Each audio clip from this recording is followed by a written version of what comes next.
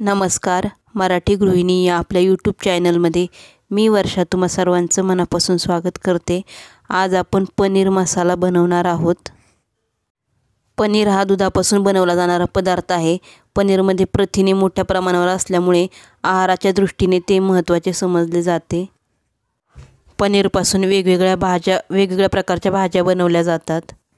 नक्कीच पनीर मसाला ही रेसिपी आज आपण बघणार आहोत. दुधामध्ये लिंबाचा रस टाकून तुम्ही घरच्या घरीसुद्धा पनीर तयार करू शकता. पनीरची भाजी ही चवीला खूप छान लागते. त्यामुळेच सर्व भाज्यांमध्ये पनीरला पहिली पसंती दिली जाते.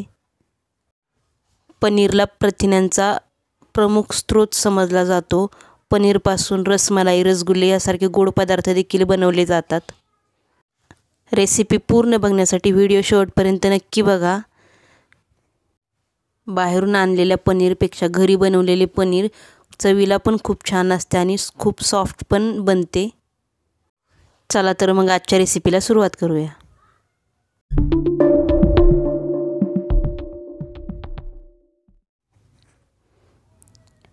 इथे आपण 1 वाटी पनीरचे तुकडे घेतलेत.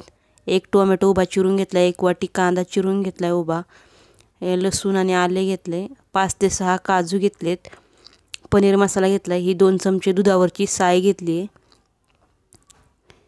इथे आपण किचन किंग मसाला घेतला आहे, लाल तिखट घेतलं आहे, धने पावडर घेतली आहे, पाव चमचा गरम मसाला घेतला आहे आणि जिरी घेतली आहे. कढई आपली गरम झालेली आहे, त्यात तेल घालून घ्यायचं. तेल आपलं गरम झालेलं आहे, त्यात जिरं घालून घ्यायचं आणि उभा चिरलेला 1 वाटी कांदा आहे तो घालून घ्यायचा. कांदा आपल्याला 1 ते 2च मिनटं परतायचा आहे. जास्त भाजायचा नाही, जास्त भाजून नाही घ्यायचा आपल्याला कांदा, कारण आपल्याला येलो कलरची ग्रेव्ही तयार करायची आहे. त्याच्यानंतर आलं आणि लसूण घालून घ्यायचे.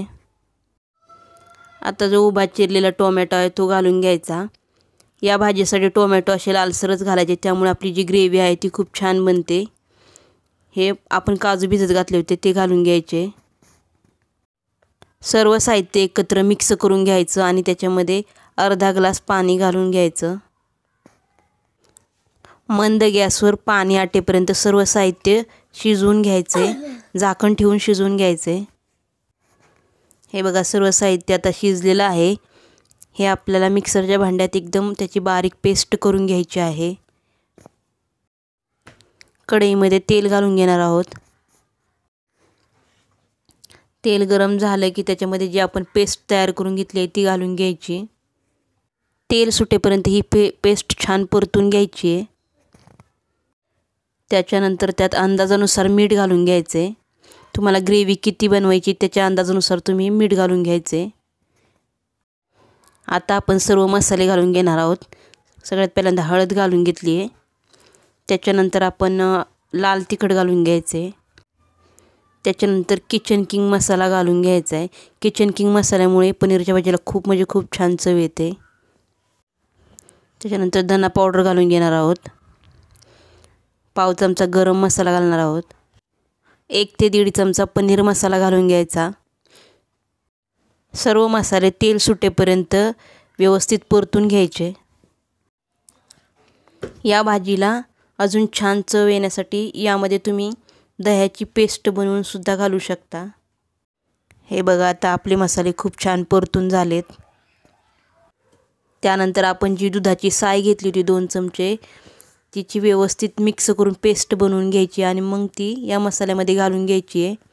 गॅसची फ्लेम हाय करायची आणि एकसारखे हलवून व्यवस्थित मिक्स करून घ्यायची आहे. सर्व साहित्य आपलं परतून झालेलं आहे. आपण आता त्याच्यामध्ये गरम पाणी घालून घेणार आहोत आणि व्यवस्थित मिक्स करून घेणार आहोत. गरम पाणी घातल्यामुळे भाजीला चव खूप छान येते. भाजीला व्यवस्थित मिक्स करून एक उकळी काढून घ्यायची आहे. भाजीला आता छान उकळी आलेली आहे, तर आपण त्यात पनीरचे तुकडे घालून घेऊया. पनीरचे तुकडे तुम्ही तुमच्या आवडीनुसार तळून घेऊन मग सुद्धा घालू शकता. पनीर शिजायला जास्त वेळ लागत नाही. पनीरचे पीसेस घातल्यानंतर आपण फक्त 5 मिनटं ही भाजी शिजवून घेणार आहोत. हे बघा, भाजी आपली तयार झालेली आहे. आपण एका भांड्यामध्ये काढून घेऊया. या भाजीमध्ये तुम्ही तुमच्या आवडीनुसार कोथिंबीर आणि कसुरी मेथीसुद्धा घालू शकता। ही भाजी तुम्ही पुऱ्यांबरोबर, चपातीबरोबर किंवा रोटीबरोबर सुद्धा खाऊ शकता। खूप छान लागते चवीला। आजची रेसिपी तुम्हाला कशी वाटली कमेंट करून नक्की सांगा।